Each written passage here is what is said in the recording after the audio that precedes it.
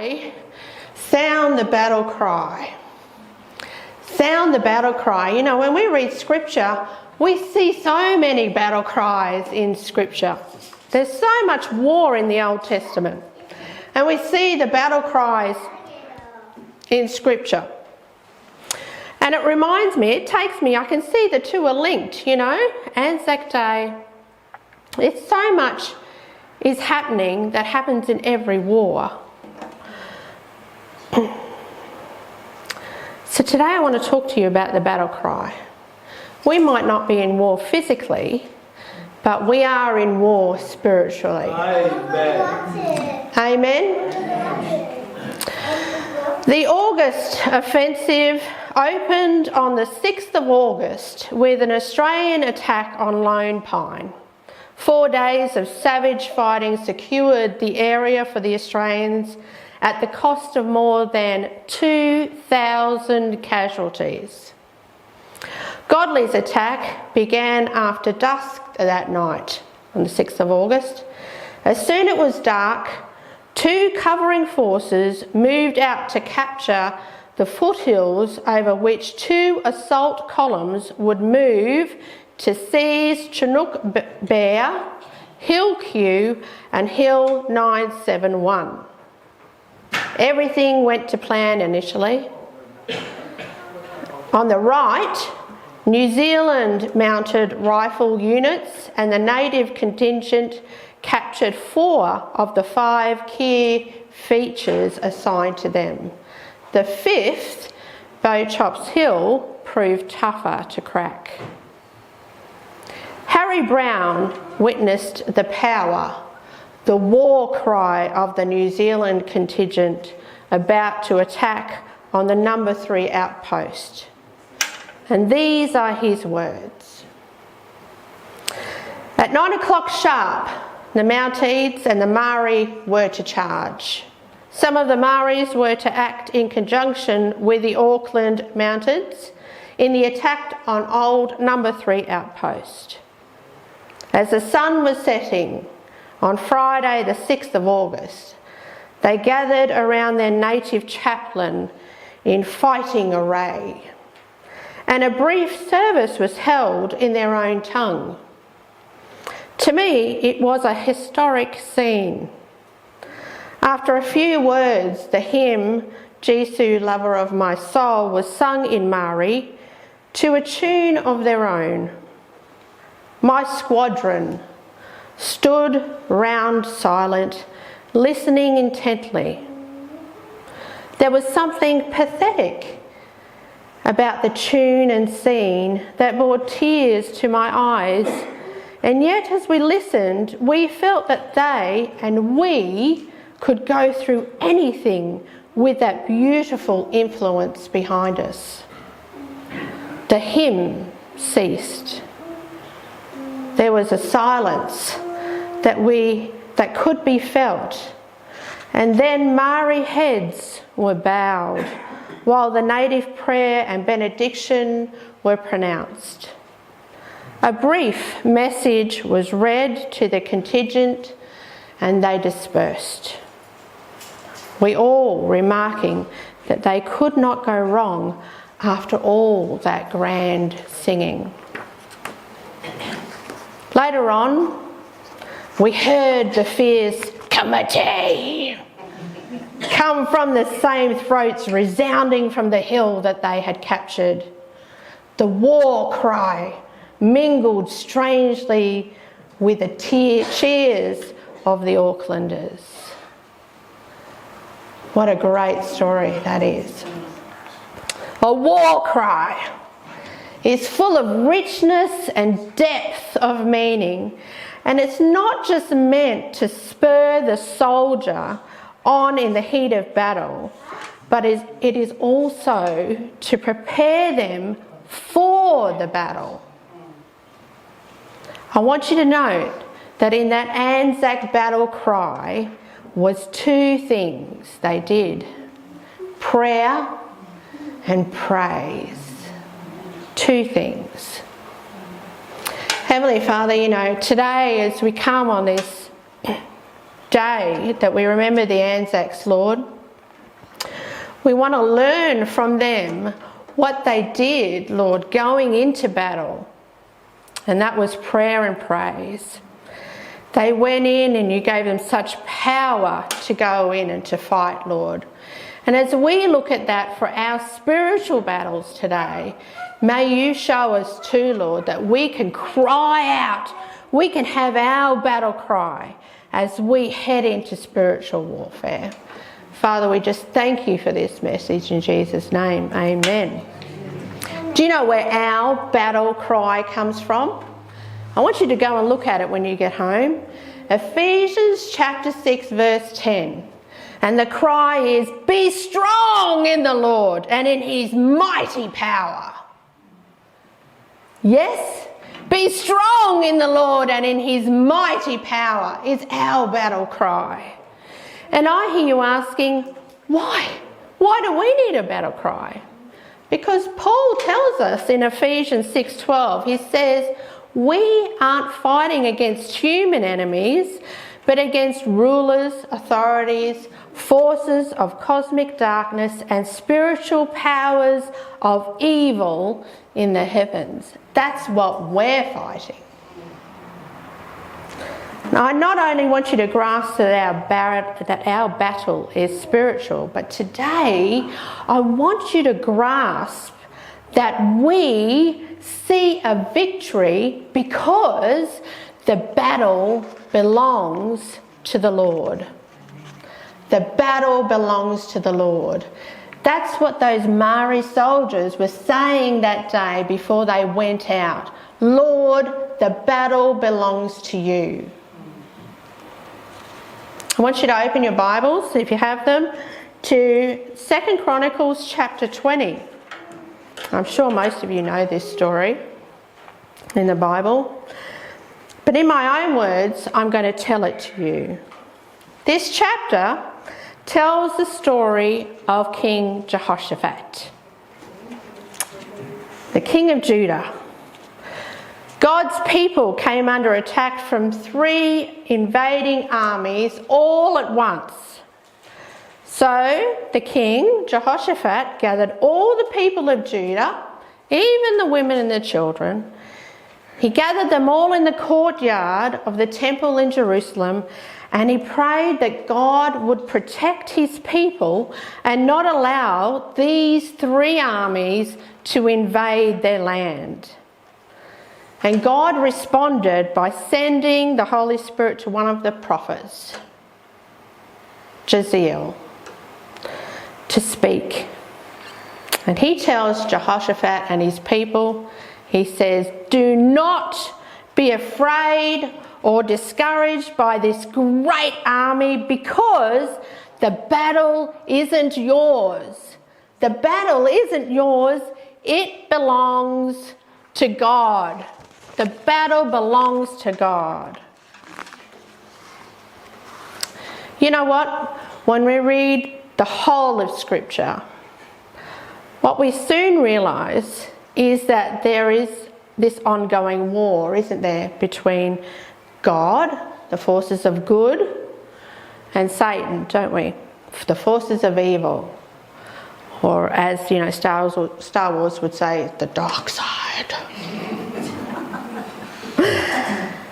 Now, throughout life we all get drawn into this spiritual war somehow.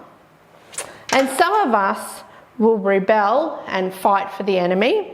And some of us may get captured and taken as a prisoner of war. And some of us just get caught in the crossfire and we might become casualties of war. Or we get wounded and damaged by the chaos of living in spiritual war. But I think if we're all being totally honest, we have all experienced the above, haven't we? We've all experienced it. So even though we're drawn into this spiritual war, you know what? Our battle belongs to God. Our battle belongs to God. Some of you today will be experiencing spiritual war. And I want to tell you, the battle belongs to God. It is not your war. It is his battle. Over and over again, cover to cover, Scripture teaches us that the Lord will fight for his people. So as the spiritual battle rages, we need to pay attention to the words of that prophet from so long ago. And they were, do not be afraid, do not be discouraged, because the battle is not yours, it belongs to God. And guess what? You will see a victory. You will see it. So let's get back to the story.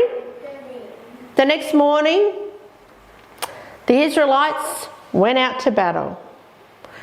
And King Jehoshaphat sent out the temple musicians to sing a praise chorus, a battle cry. They went out singing a battle cry, and guess what they were singing? They were singing, "Give thanks to the Lord because his faithful love lasts forever." What did the Maoris sing on that hill? "Jesu, lover of my soul."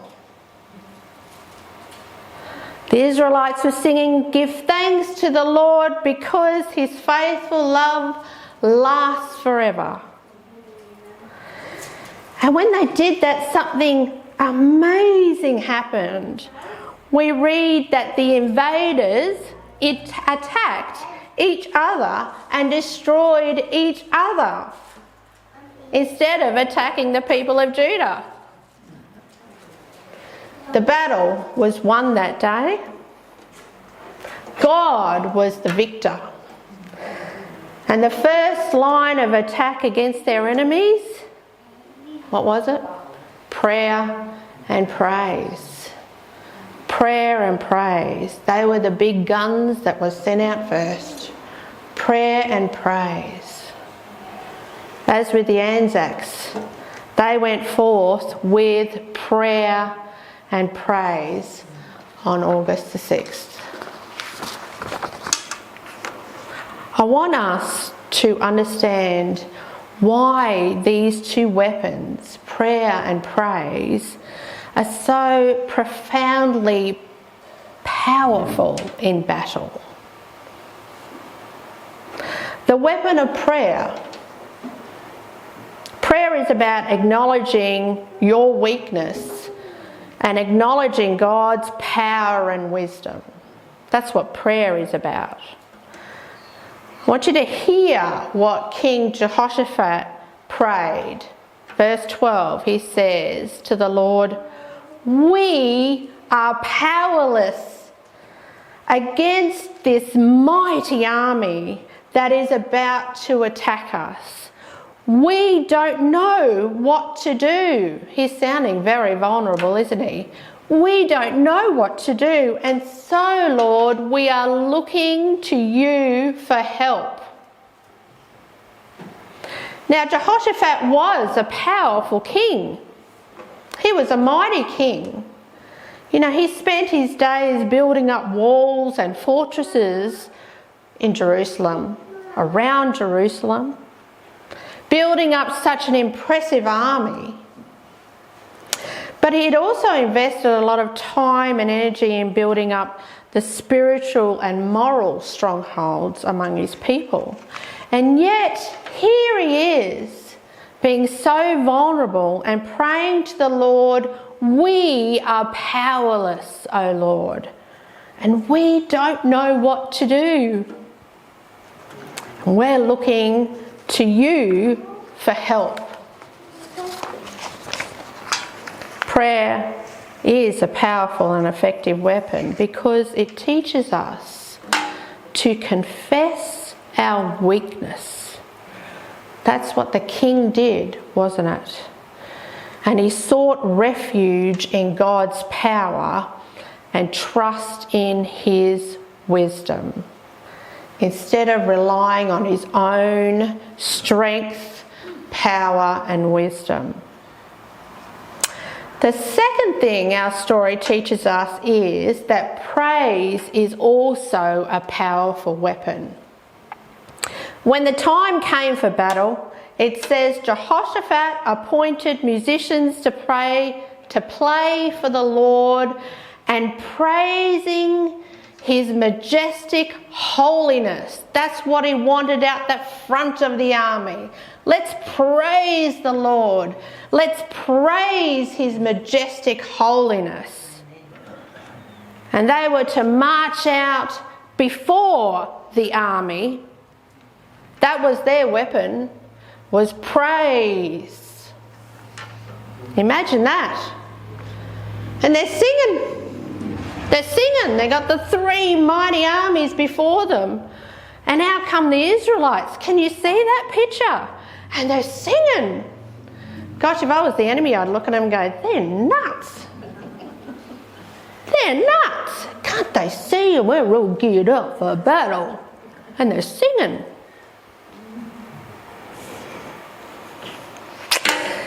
And they broke into joyful song and praise. And the Lord launched a surprise attack. God fought for his people. When the musicians started singing praises. I really want to explain what happened to me here because it's really a cool thing. In the early days of biblical Israel, the priests would carry the Ark of the Covenant when the people went to war. Yes? Do you know what the actual purpose of the Ark of the Covenant was? It was God's footstool. The idea was that God himself was going into battle in front of his people. And they proclaimed his presence with them in battle by carrying the ark before them. It was like they were saying, we are so confident that God is with us that we are carrying his footrest right here in front of us. God is here in front of us. You may not be able to see him, but we know he's here on his throne protecting us. So what does that have to do with the temple musicians going in front of Jehoshaphat's army in our story this morning? Well, the answer is found in Psalms 22 verse 3. Here's what David said about God in that psalm. He says, "You are holy, enthroned on the praises of Israel." So basically, back in the day, God's people would carry the Ark of the Covenant into battle to show that God was on the throne going before them. But in Jehoshaphat's case, they showed that they were so confident that God was with them that they brought out the big guns and the musos went first. Praise and worship went first. They totally trusted that God was enthroned on their praises, just like David said. You know, when we joyfully sing God's praises in times of battle, even in spiritual battle, we are building a throne for God over us. And when God is enthroned above us, it not only takes us, but it makes us so bold in battle. We can also take refuge in him when it gets too hard. Church, you know what? The battle is already won. Christ has already won. He had the victory when he was raised from the dead, yeah? He has secured a victory over sin and death for all of us. All of us. We know that God is the Lord of the heavenly armies. He fights for us. He doesn't ever send us into battle alone. Our God defended his people in the days of Jehoshaphat. And today, he still defends his people because his faithful love lasts forever. That was their battle cry, wasn't it? He is enthroned upon our praises, and his power and wisdom are as close to us as our prayers. Church, be strong in the Lord. That's our battle cry. Be strong in the Lord and in his mighty power, because we will see a victory. Amen?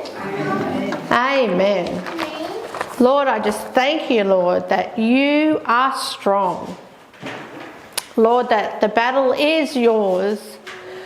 And Lord, all that we are equipped to do, Lord, is to pray and praise you, Father.